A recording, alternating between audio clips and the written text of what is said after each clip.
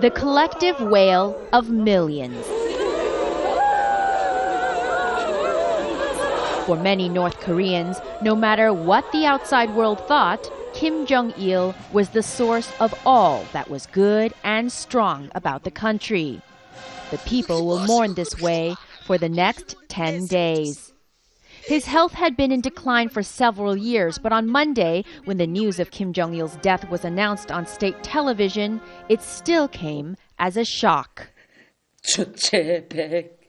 I'm announcing in the most woeful mind that our great leader Kim Jong-il passed away from great mental and physical strain at 8:30 on 17 December 2011.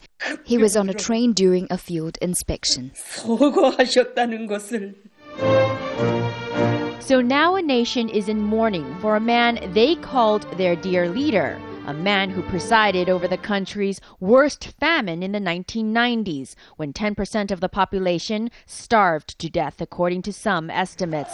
A ruler who forced North Koreans to dance en masse for his personal pleasure, and who spent the country's money on guns and soldiers. Kim Jong-il developed North Korea's nuclear weapons program, enriching plutonium and, many suspect, also uranium, detonating a nuclear bomb in 2006.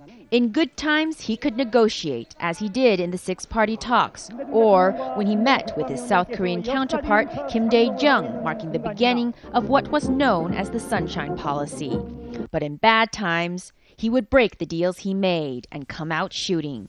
He did that last year when he launched an attack on the South Korean territory of Yongpyong.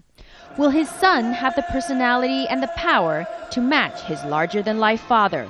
He's in his 20s with uncertain credentials in leadership and governance. For now, North Korea's neighbors can only watch nervously, though China, North Korea's closest, possibly only ally, said on Monday it was confident North Korea would see this through.